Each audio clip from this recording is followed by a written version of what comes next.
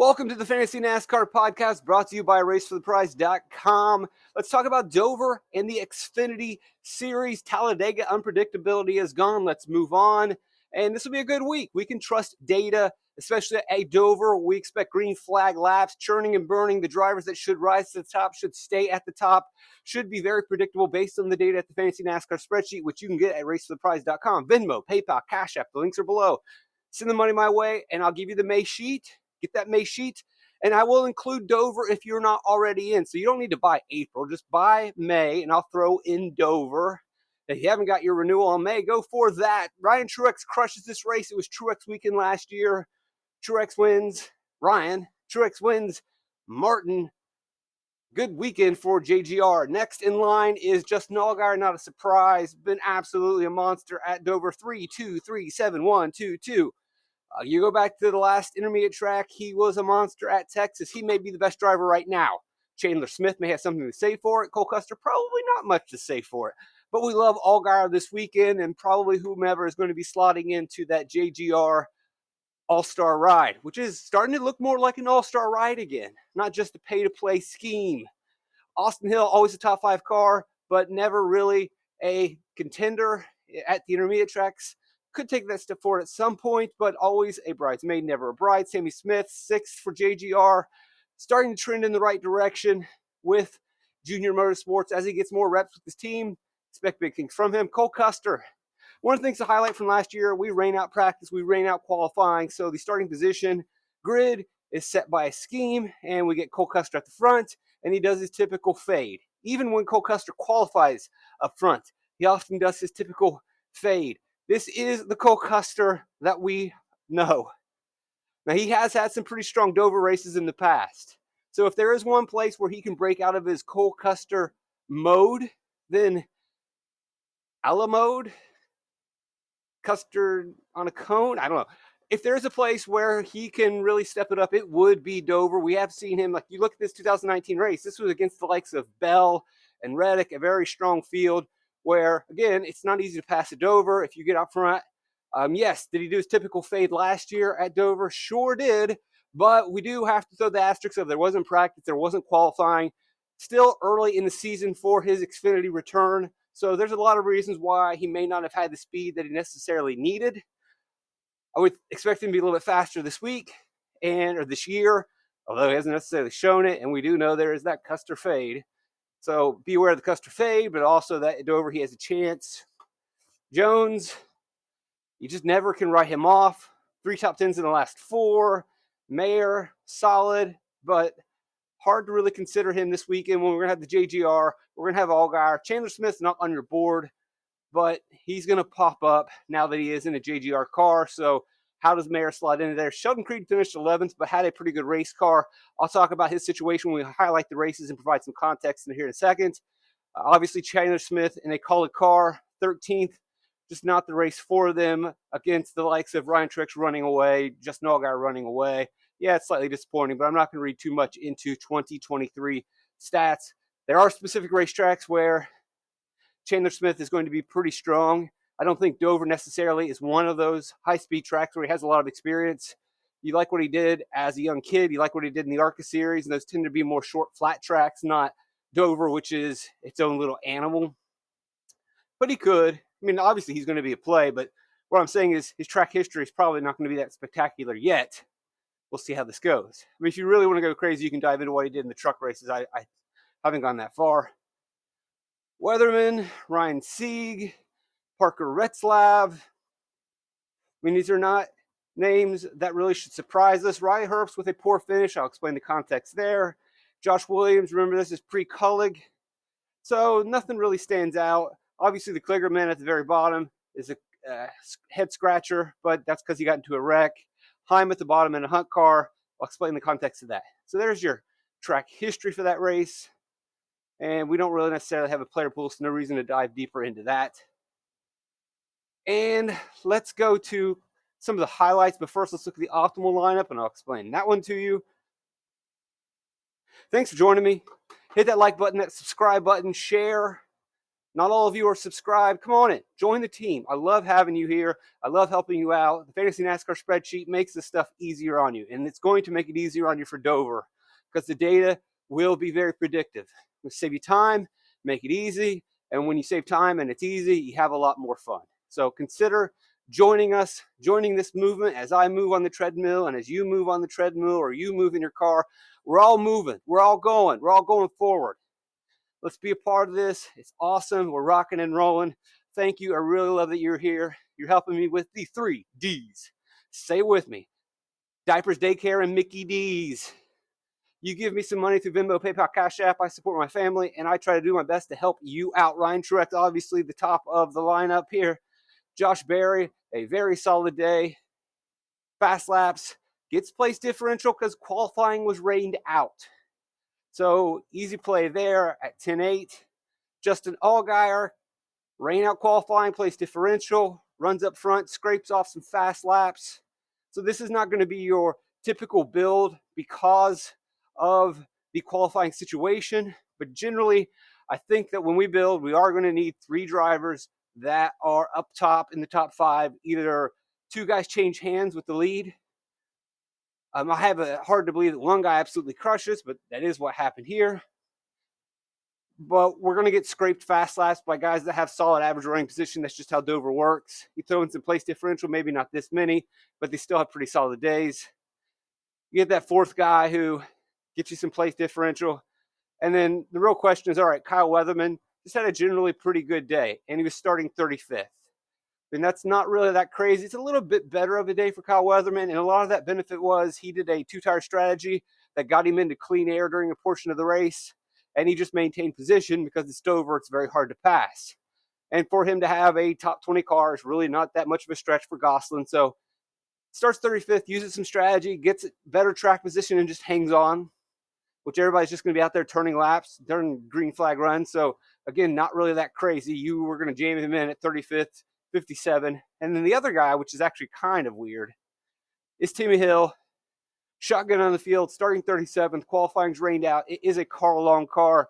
He only finishes in 30th. This is just a pure savings play because we're chasing place differential. And so we've got basically 2 values. 1, pure punt. If you look at the notes, Timmy Hill not only finished 30th, he was 5 laps down. But other cars have issues. I don't even know if he passes anyone. You calculate the wrecks and mechanical failures. He finishes 30th in a car-long car, but it just gives you pure savings. He only scores the 22nd most fantasy points, but you need him to jam in these big monster plays. So last year's optimal lineup, probably not the typical optimal, but there it is. We will review the optimal picks later this week. So as we wrap up, we'll just run through and give you a general idea of where drivers ran in each stage. So what we'll do here with the lap-by-lap data that you can get at Fantasy with the Fantasy NASCAR spreadsheet, racesurprise.com, just sort it by the end of the stage and see where they started the stage, see who gained, see who lost. Real quick, the highlights to provide some context. As I mentioned, Riley Herbst's poor finish because of penalties. Allgaier, maybe he could have had something for Ryan Truex. He had a penalty early in the race, had to climb back up, had no problem climbing back up. Did take a 2-tire strategy at one point, made it work.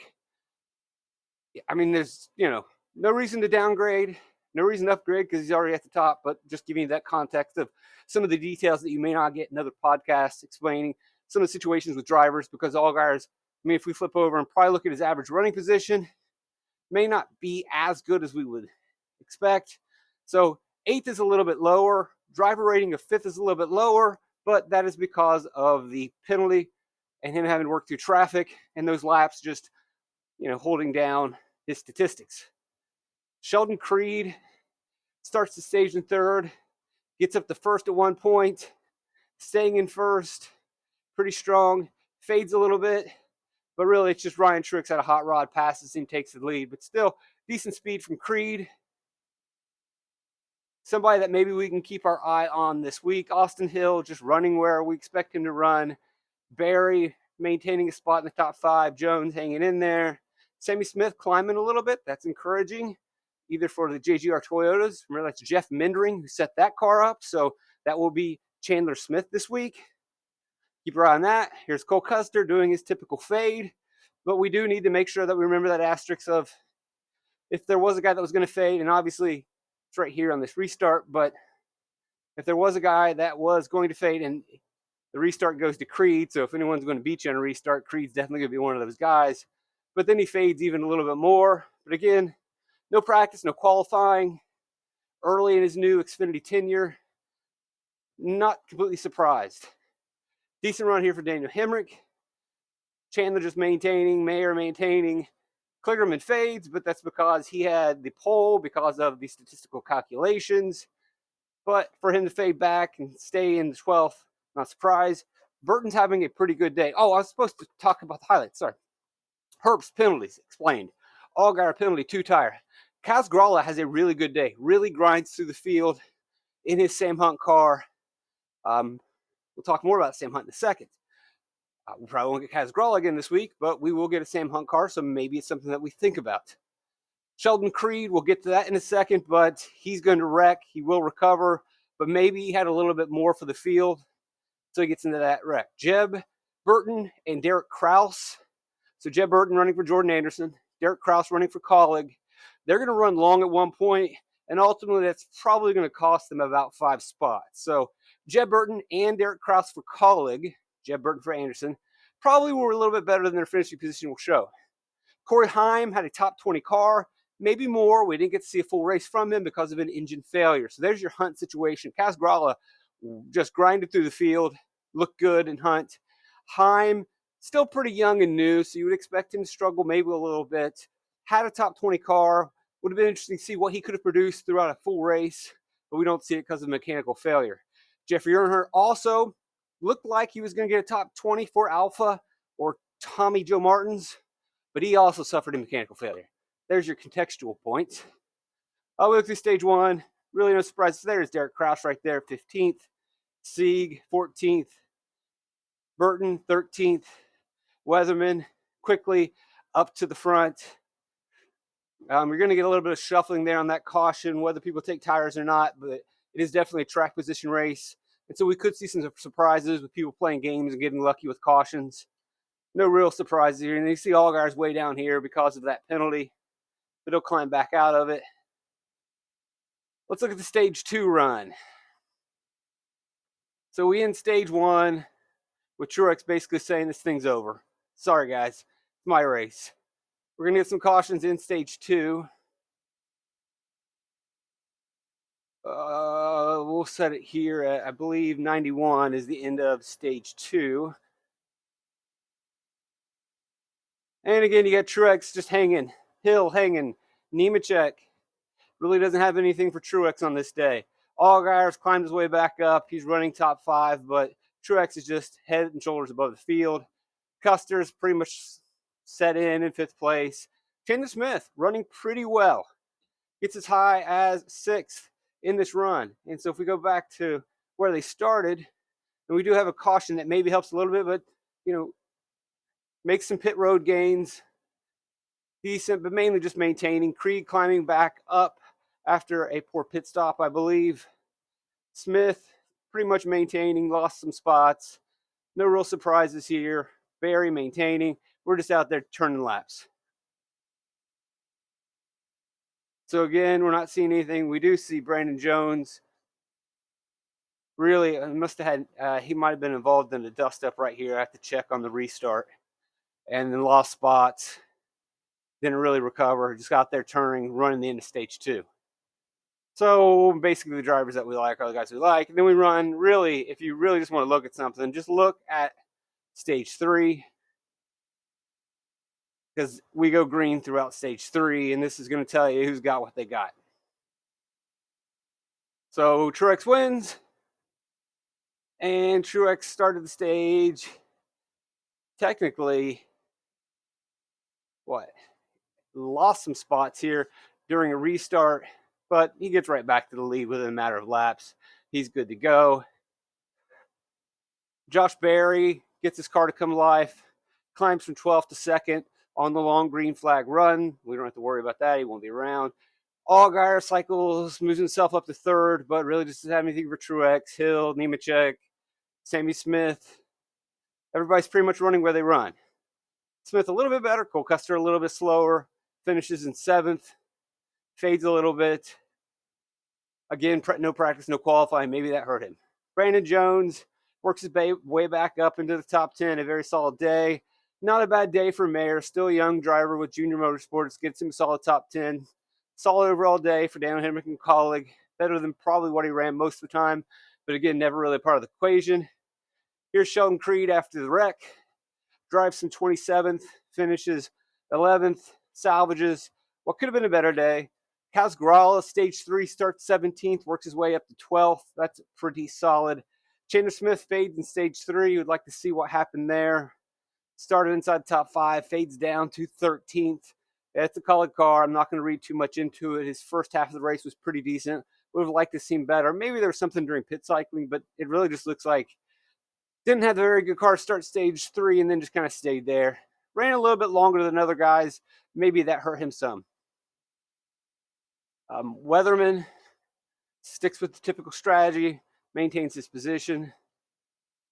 As I mentioned before, we got Burton who tries to run long. It probably cost him a couple of positions. You can see here runs a little bit longer, doesn't catch the caution, and maybe makes him a little bit slower than Retzlaff and Sieg who pit earlier. So they get these fresh lap tires, are able to cycle in front of him, and then a track where you just can't pass. Just didn't work out for Burton. Kraus ran a little bit longer, not too long. Herbst tries the Hail Mary to run long. That's not going to work. Can't recover from that penalty. And then the rest is basically what you would expect. And we have run the treadmill to the max once again. And so that beep says it's time to go before we burn this thing up. But I will start it back up for our sayonara moment. Thanks for joining me, guys. I really, truly appreciate you guys being here. I hope I'm making it easy on you. Please look into that May package. Consider purchasing. If you're not quite ready to jump the gun, it's fine. You guys DM me, email me. We can talk about it. They're open. Leave comments. I respond to all of them.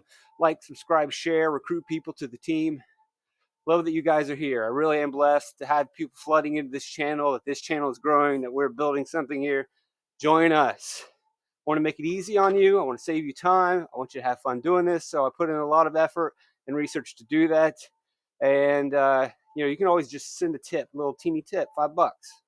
You don't have to buy the sheet for whatever. Sometimes if you tip, I just share the sheet with you for the weekend, out of the kindness of my heart. So again, I'm blessed to have you here. And I really do love you guys.